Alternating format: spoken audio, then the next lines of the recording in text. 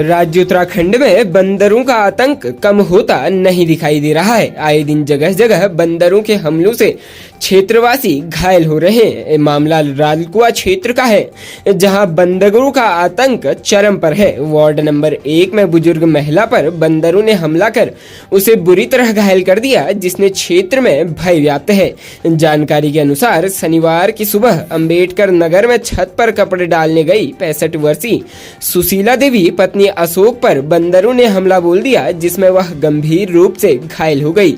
इससे आतंकित नगरवासियों ने शासन प्रशासन से बंदरों से निजात दिलाने की मांग की है। क्षेत्रवासियों का कहना है कि समस्त क्षेत्र में बंदरों का आतंक चरम पर है। बंदरों के डर से लोगों ने सामान बाहर रखना छोड़ दिया है, साथ ही लोग छत पर जाने से भी डर रहे हैं। बताया जा रहा है कि बुजुर्ग महिला सुशीला देवी छत पर कपड़े डालने गई थी, जिस पर बंदरों ने हमला बोल दिया।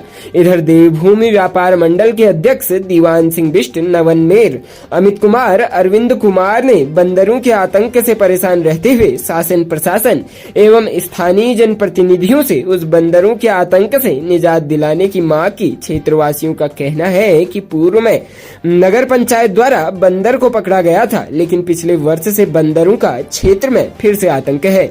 अधिकारियों का कहना है कि पूर्व में बंदरों को पकड़कर जंगल में डलवाया गया था, जिसके बाद कुछ समय तक शांति रही थी, लेकिन बीते कुछ माह में बंदरों की संख्या बढ़ी है। उन्होंने कहा कि जल्द ही बंदरों को पकड़ने के लिए वन विभाग से कहकर बंदरों के खिलाफ अभियान चलाया जाए। जिस प्रकार बरेली रोड क्षेत्र में ग्रामीणों को बंदरों के आतंक से निजात दिलवाई गई है, उसी प्रकार जल्द से वह विभाग से लालकुआं क्षेत्र में बंदरों को पकड़ने का अभियान चलाएंगे।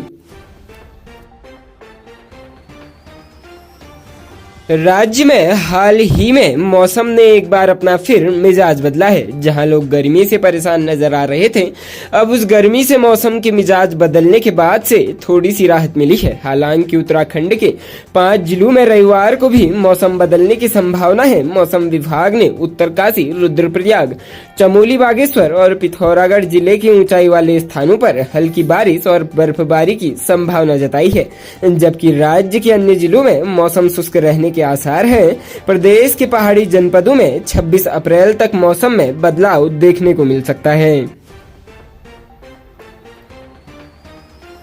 प्रदेश के बागेश्वर जनपद में पृथक विकास खंड की मांग को लेकर आज कांडा तहसील के भद्रकाली मंदिर में संघर्ष समिति अध्यक्ष एडवोकेट गोविंद सिंह भंडारी की अध्यक्षता में संपन्न हुई, जिसमें पृथक विकास खंड की मांग को मनवा कर रहने की बात कही गई। संघर्ष हमेशा जारी रहेगा।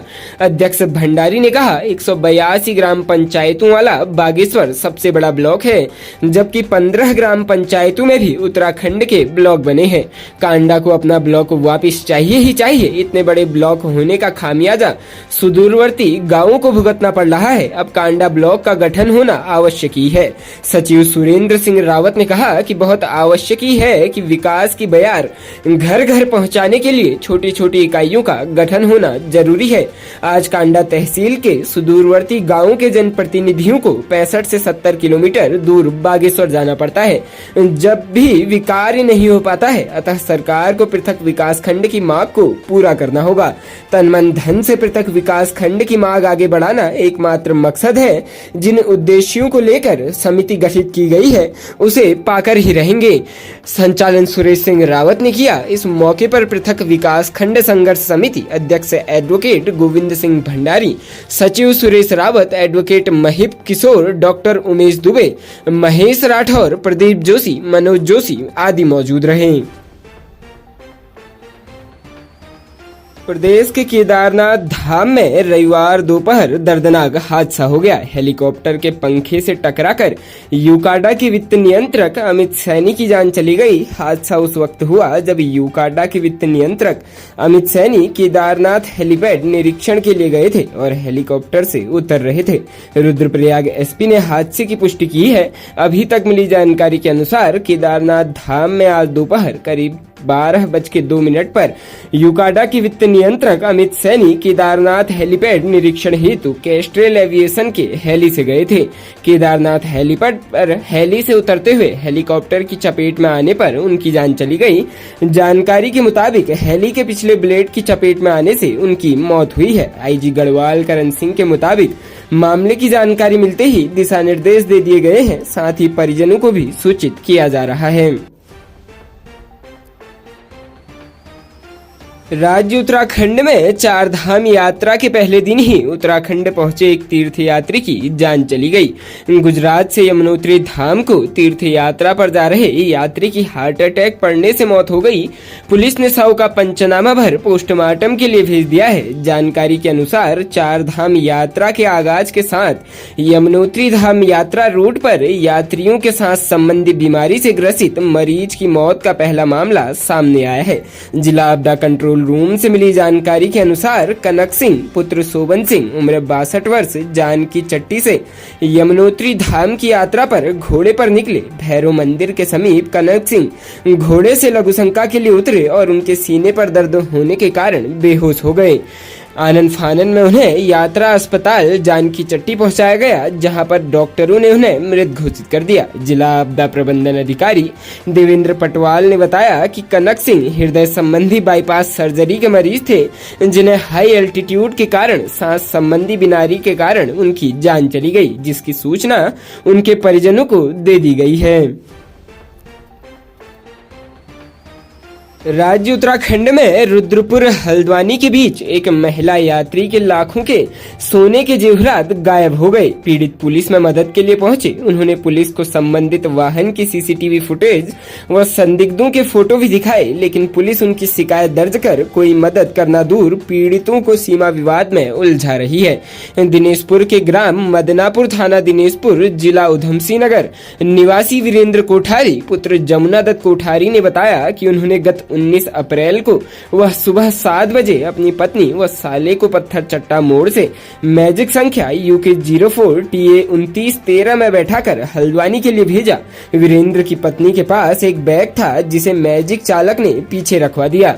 जब पत्नी घर पहुंची तो बैग में रखे सोने के करीब 3.5 तोले के एक मंगलसूत्र, एक हार, एक सोने का लॉकेट, एक नथ गायब मिले। पीड़ित का कहना है कि यह जेवरात पत्थर चट्टा से हल्द्वानी के बीच गायब हुए हैं। इसकी शिकायत लेकर वह उधमसिंह नगर पुलिस की सिडकुल पंतनगर चौकी और नैनीताल पुलिस की हल्द्वानी की यातायात नगर चौकी में गए और दोनों ही जगह उन्होंने आरोपित मैजिक और उसमें बैठे एक संदिग्ध महिला व पुरुष की सीसीटीवी फुटेज भी दिखाई, लेकिन दोनों की चौकियों से उन्हें एक दूसरे के पास दौड़ा रहे थे।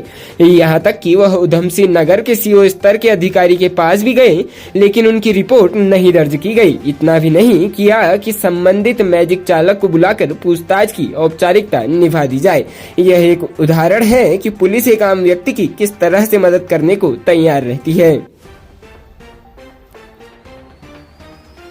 राज्य उत्तराखंड में स्थित विश्व प्रसिद्ध यमुनोत्री धाम आ रहे देश विदेश के श्रद्धालुओं को यात्रा व्यवस्थाओं को लेकर कोई दिक्कत नहीं होनी चाहिए। यात्रियों के साथ विनम्रता एवं शालीनता का परिचय देते हुए श्रद्धालुओं की यात्रा सुगम और सुरक्षित संपन्न कराएं।